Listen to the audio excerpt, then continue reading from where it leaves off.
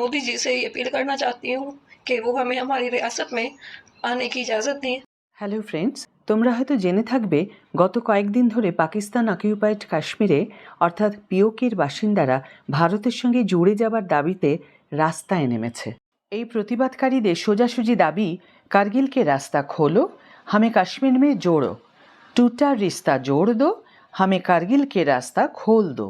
मैं नहीं जाना तुम्हारे मुल्क में, खोलो कारगिल का रास्ता, खोलो हमारा तारीखी रास्ता, हम कारगिल की तरफ जाएंगे। মানে যে সম্পর্কটা ভেঙে গেছে সে সম্পর্কটা জোড়ে দাও, কার্গিলের রাস্তা খোলো, আমাদের কাশ্মীরের সঙ্গে জোড়ো। গত কয়েকদিন ধরে হাজার হাজার পিওকের বাসিন্দা প্রাণের মায়া ত্যাগ করে পাকিস্তানের পতাকা পোড়াচ্ছে। সবচেয়ে বড় কথা হলো, তাঁরা প্রকাশ্যে ভারতের প্রধানমন্ত্রী নরেন্দ্র মোদীর কাছে সাহায্য চাইছেন যেন তাদেরকে পাকিস্তান থেকে মুক্ত করে ভারতের সঙ্গে জুড়ে নেওয়া হয়। मोदी जी से ये अपील करना चाहती हूँ कि वो हमें हमारी रियासत में आने की इजाज़त दें। हमें तो नहीं नवाज शरीफ चाहिए, ना बेनजीर चाहिए, ना हमें इमरान खान चाहिए, हमें सिर्फ प्राइम मिनिस्टर मोदी चाहिए। পাকিস্তান সরকারের শোষণে অতিষ্ঠ পিওকের মানুষ এমনিতেই রেগেছিলেন, তার উপর এখন যখন আটার দাবিতে তাঁরা রাস্তায় নেমেছেন, তখন আটার বদলে পাক সেনারা তাঁদের উপর রাবার বুলেট চালাচ্ছে। এক কথায় আজকের পরিস্থিতি 1971 সালের বাংলাদেশের পরিস্থিতির মতোই ভয়াবহ হয়ে উঠেছে। এতটাই ভয়াবহ যে তাঁরা ভয়ডর ত্যাগ করে ভারতের সঙ্গে সংযুক্ত হওয়ার জন্য পোস্টার দিচ্ছেন প্রকাশ্যে। পিওকের স্থানীয় নেতারা প্রকাশ্যে বলছেন যে মুক্তির জন্য ইসলামাবাদের বদলে দিল্লির দিকে আওয়াজ দিতে হবে। এখন নিশ্চয়ই জানতে ইচ্ছে করছে যে কেন এমন দাবি উঠছে। তা জানতে হলে পিওকের সংক্ষিপ্ত ইতিহাস নিয়ে একটু কথা বলতে হবে। 1947 সালে ভারত যখন স্বাধীন হচ্ছে, তখন জম্মু কাশ্মীর ব্রিটিশ ভারতে একটি দেশীয় রাজ্য ছিল, যার রাজা ছিলেন রাজা হরি সিং। সেই সময় যে কোনো দেশীয় রাজার কাছে দুটো অপশন ছিল, হয় তাঁরা ভারতীয় ইউনিয়নে যোগ দেবেন, নতুবা পাকিস্তানি ইউনিয়নে যোগ দেবেন। হরি সিং কী করবেন তা নিয়ে তিনি কনফিউজড ছিলেন। কিন্তু এই সময় 1947 সালে 24শে অক্টোবর পাকিস্তানি সেনারা তাদের পোশাক বদলে হানাদার সেজে কাশ্মীরকে আক্রমণ করতে শুরু করে দিলে হরি সিং ভয় পেয়ে ভারতের কাছে সাহায্য চান। এই সময় ভারত অবশ্য বলে যে আপনি আগে অফিসিয়ালি ভারতের সাথে যুক্ত হন, ভারতের অঙ্গীভূত হন, তারপর নিশ্চয়ই আমরা কাশ্মীরকে রক্ষা করব। তারপর দুদিন পর 26শে অক্টোবর রাজা হরি সিং যখন ভারতের সঙ্গে অফিসিয়ালি চুক্তিবদ্ধ হলেন, তখন অফিসিয়ালি কাশ্মীর ভারতের অঙ্গীভূত হয়ে গেল। কিন্তু সেই সময় কাশ্মীরের যে অংশটা পাকিস্তানের হানাদার বাহিনীর দখলে চলে গিয়েছিল, তা ভারতের প্রধান ব্যক্তিবিশেষের ভুলে পাকিস্তানের নিয়ন্ত্রিতই রয়ে গেল। যে অংশটা পাকিস্তানের অধিকৃত থেকে গেল, সেই অংশটাকে পাকিস্তান এখন বলে আজাদ কাশ্মীর। আমরা অংশটিকে পাক অকিউপাইড কাশ্মীর বলে থাকি। পরে পাকিস্তান সেই অংশের একটা অংশকে চীনকে উপহার হিসেবে দিয়ে দেয়, যা এখন আকসাই চীন নামে পরিচিত।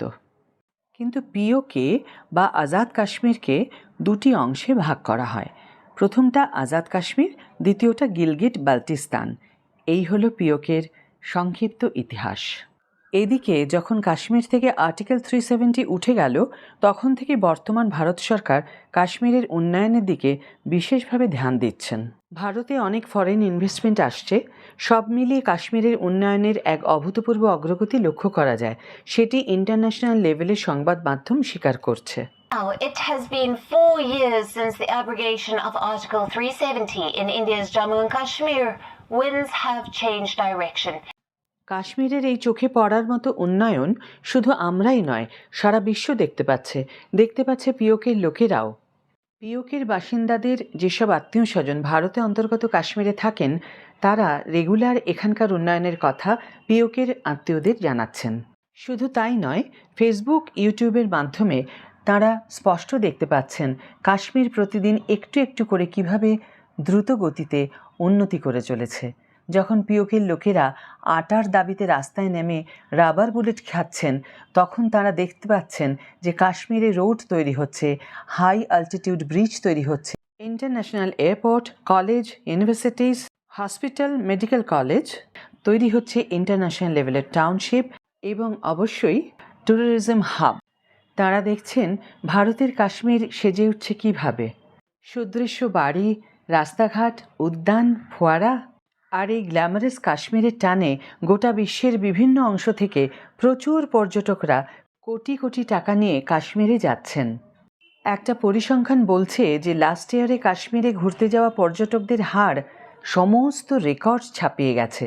পর্যটকদের খরচ করে যাওয়া বিপুল টাকা মানুষের হাতে যখন আসছে, তখন তাদের দৈনন্দিন জীবনের উন্নতি, লাইফস্টাইল পরিবর্তিত হচ্ছে এবং সেই টাকায় গোটা কাশ্মীরেরও উন্নতি হচ্ছে।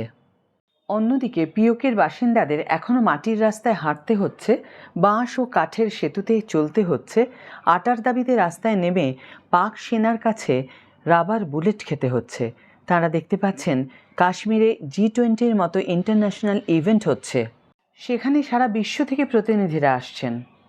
কাশ্মীরে হচ্ছে ইন্টারন্যাশনাল মিউজিক্যাল কনসার্ট, কাশ্মীরেই হচ্ছে ইন্টারন্যাশনাল ফর্মুলা রেসিং কার।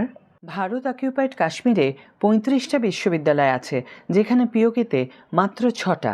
পিওকের চিকিৎসা ব্যবস্থাও সঙ্গীন। ভারতে কাশ্মীরে স্বাস্থ্যকেন্দ্র, ছোট হাসপাতাল, বড় হাসপাতাল মিলিয়ে 2812টা হাসপাতাল রয়েছে, যেখানে পিওকে কাশ্মীরে মাত্র 23টা হাসপাতাল। পিওকের রাস্তা খুব খারাপ হওয়ার কারণে পথ দুর্ঘটনায় অনেক মানুষের মৃত্যু হচ্ছে প্রতি বছর।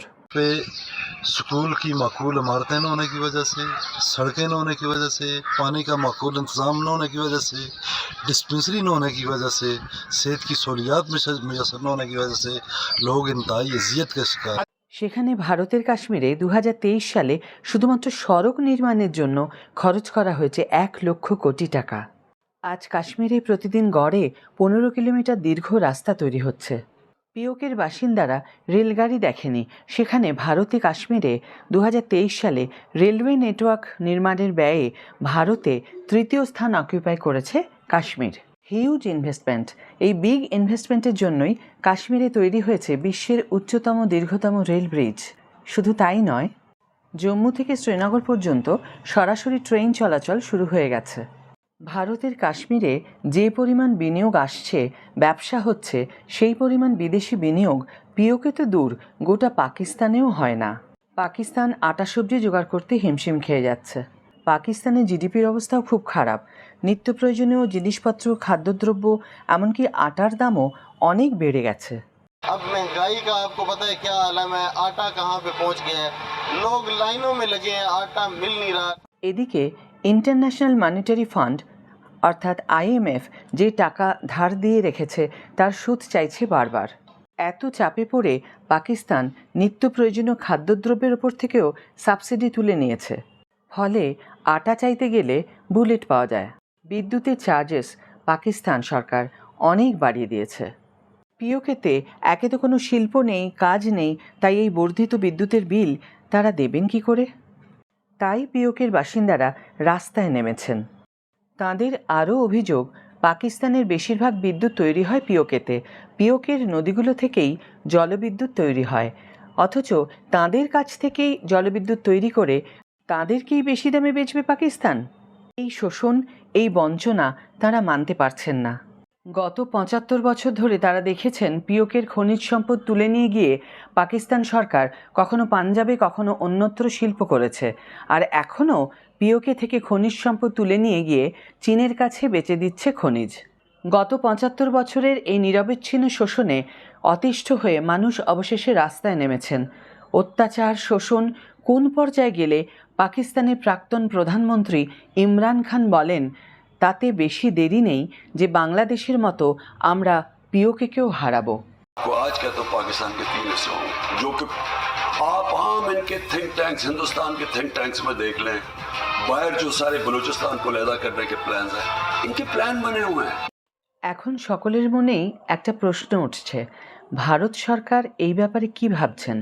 ভারতকে পিওকের বাসিন্দাদের কাতর আবেদন অনুযায়ী সেনা পাঠিয়ে পিওকে দখল করে মুক্ত করবেন সেখানকার মানুষদের পাকিস্তানের কবল থেকে? এটাই এখন ভারতের সকলের মনের লাখ টাকার প্রশ্ন। বন্ধুরা, আমাদের ভারতের হোম মিনিস্টার অমিত শাহ পিওকে সম্বন্ধে কি বলেছেন শোনো। कि जम्मू एंड कश्मीर के पीएको को आप भारत का हिस्सा नहीं मानते हो क्या? एग्रेसिव ना हो, जान दे देंगे इसके लिए। क्या बात कर रहे हो आप? एग्रेसिव होने की क्या बात कर रहे हो? পিওকে ভারতের অবিচ্ছেদ্য অংশ, সেটা নিয়ে কারো মনে যেন কোনো সংশয় না থাকে। বাংলাদেশের মতো পিওকেও পাকিস্তান থেকে আলাদা হয়ে যাবে, তার জন্য যে মুক্তিযুদ্ধ শুরু হতে চলেছে সেটা শুধু সময়ের অপেক্ষা। পিওকেতে মুক্তিযুদ্ধ শুরু হলে প্রয়োজনে ভারত কী করবে তা তখনই দেখা যাবে। এটা তো পরিষ্কার যে পিওকের জনগণ ভারতের সঙ্গে থাকতে চাইছেন, কাজেই পাকিস্তানের সাধ্য কি তাঁদেরকে আটকে রাখবে? বন্ধুরা, তোমাদের কি মত? এখনই কি ভারতের সেনাবাহিনী পাঠিয়ে পিওকে দখল করে ভারতের অন্তর্ভুক্ত করে নেওয়া উচিত, নাকি 1971 সালের বাংলাদেশের মতো মুক্তিযুদ্ধর জন্যে অপেক্ষা করা উচিত? অবশ্যই তোমাদের কার কি মত কমেন্ট সেকশনে লিখে জানিও।